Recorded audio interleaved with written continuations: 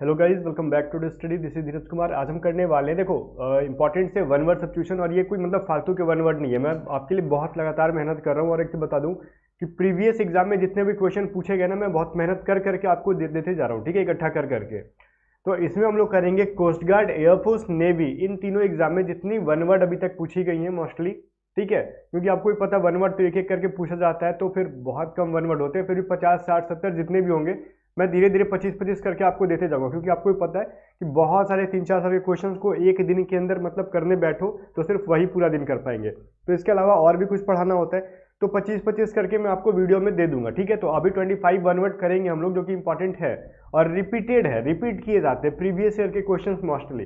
तो previous year के जो मैं कह रहा हूँ करके देखो, आपके एग्जाम में वो आ जाएंगे आसान से। बस इसको याद कर लेना, और इसमें से बहुत आपको याद भी होंगे। जस्ट फॉर रिवीजन मैं आपको करा दे रहा हूँ एग्जाम से पहले। और एक चीज़, हाँ, जाते जाते एक चीज़ बता दूं कि स्टेज सीरीज का जो है ना लिंक आपको मैंने डिस्क्रिप्शन में दे दिया है। और ये आपका जो है, ये आपका ऑनलाइन एग्जाम है, मतलब जैसे ऑनलाइन एग्जाम में टेस्ट होते हैं, मतलब एग्जाम होता है, वैसे ही ये टेस्ट सीरीज और स्टेज सीरीज का लिंक डिस्क्रिप्शन में है। इसके अंदर पूरे सिलेबस को मैंने फॉलो किया है। इंग्लिश के 15 क्वेश्चन, साइंस के 10, जीके के 5, मैथ के 20 और रीजनिंग के 10, ऐसे करके सेक्शन 1 के पूरे टेस्ट सीरीज है। इसके अंदर 10 टेस्ट सीरीज है, बहुत इंपॉर्टेंट है, एग्जाम से पहले लगा के जाना।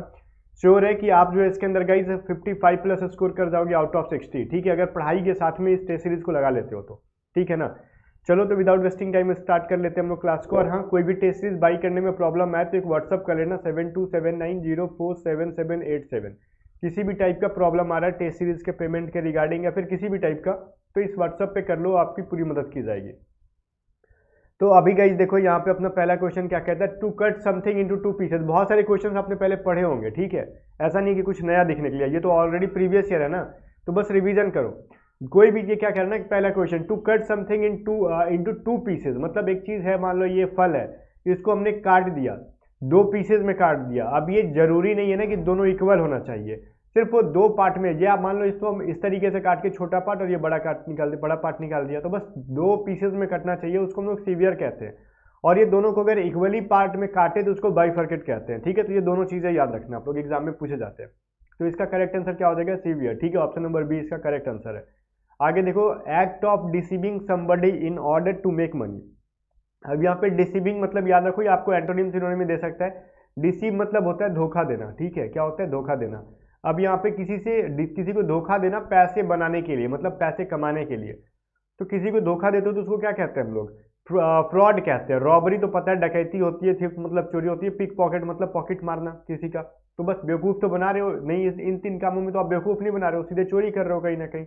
तो फ्रॉड का मतलब होता है किसी से बेवकूफ़ बना के पैसे निकाल लेना, और वो पैसा आपका हो गया, तो वो चोरी नहीं हुआ, वो फ्रॉड हो गया, ठीक है। तो करेक्ट आंसर ये हो जाएगा। आई कह रहा, और इसकी जो कुछ कुछ इंपॉर्टेंट इंग्लिश है ना, इसको भी जरा ध्यान में देना, बिकॉज इसमें से कितने सिनोनिम सेंटोनिम बन जाते हैं। लाइक कैपेबल, कैपेबल का मतलब क्या होता है, योग्य होना।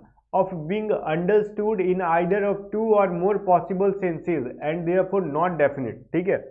मतलब किसी चीज का एक मतलब दो या तीन जो है ना पॉसिबल सेंस निकल रहा है, अर्थ मिल रहा है, उसका कोई फिक्स नहीं है कि कितने सेंस अर्थ निकल रहा है, ठीक है।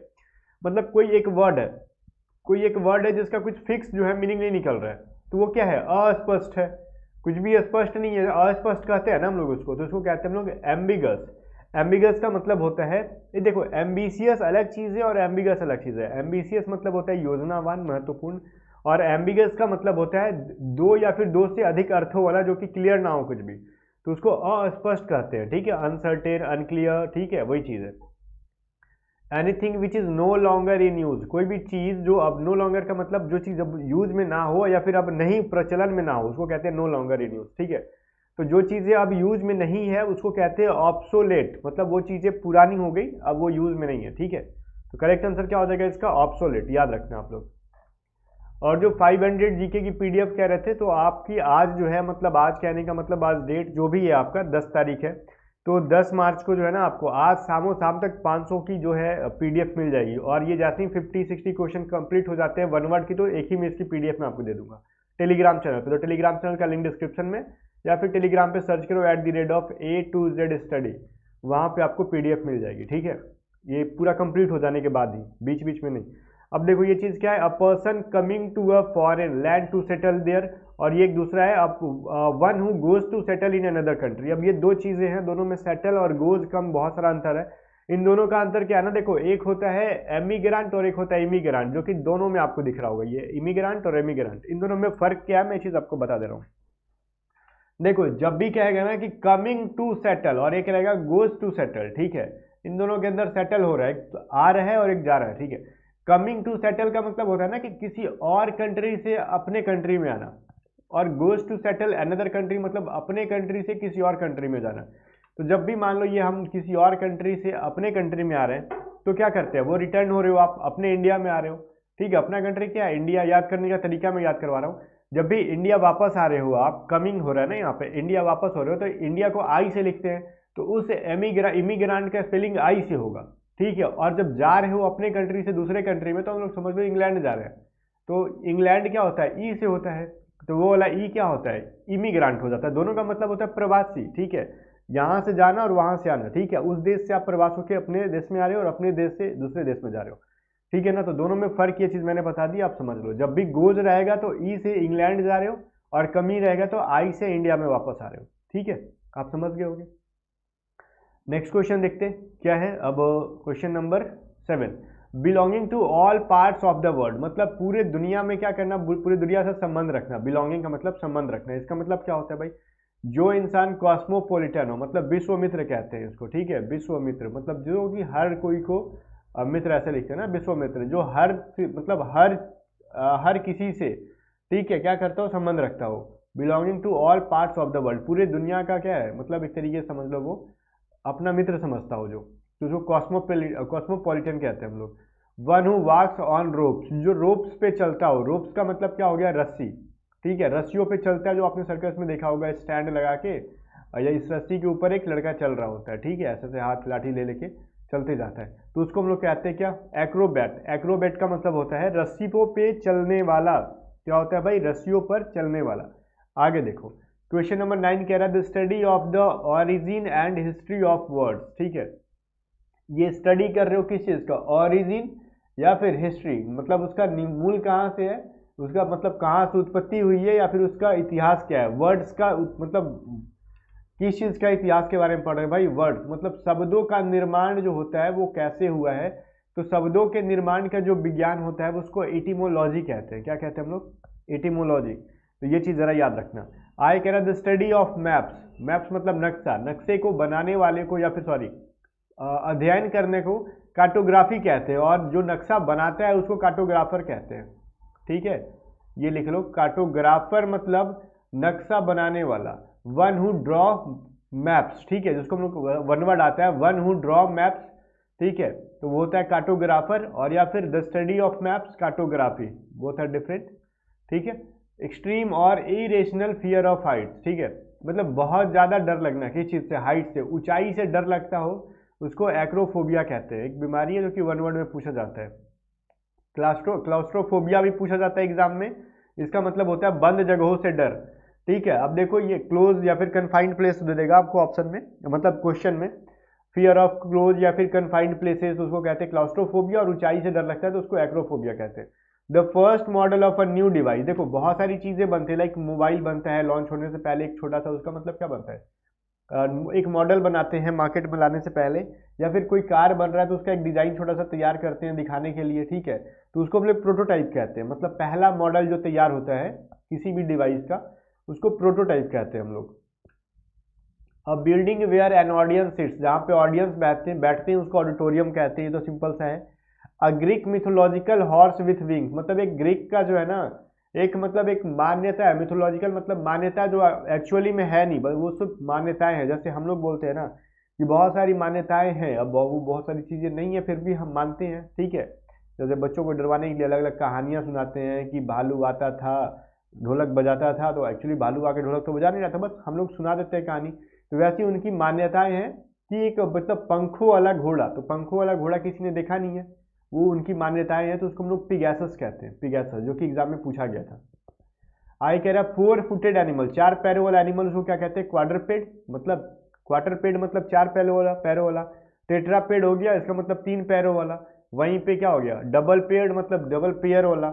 और पेयर है ना, पैरों वाला नहीं, डबल पेयर मतलब डबल जोड़ा वाला हो गया ना इसका मतलब। और पॉलीपेडेड मतलब बहुत बहुत पैरों वाला, कोई पता नहीं है कितना लेकिन बहुत है। और यहाँ पे 4 पैर जब आ गया तो क्वार्टर वर्ड क्वाड्रपेड होता है वो, ठीक है, क्वाड्रपेड। क्वार्टर मतलब होता है 1/4, क्वाड इससे जो वर्ड है इसका मतलब होता है 4, ठीक है। आगे देखो, a person who believes in the total abolition of war, एक ऐसा इंसान जो वार के एबोलिशन में क्या करता है, बिलीव करता है। एबोलिशन मतलब खत्म कर देना, ठीक है। तो वार को खत्म कर देना, युद्ध को खत्म कर देना, मतलब पैसिफिस्ट, वो शांति चाहता हो, ठीक है ना। तो शांति चाहने वाले को पैसिफिस्ट कहते हैं हम लोग। नेक्स्ट क्वेश्चन कह रहा है constant effort to achieve something, मतलब कांस्टेंट मतलब लगातार, ठीक है, नियत रूप से।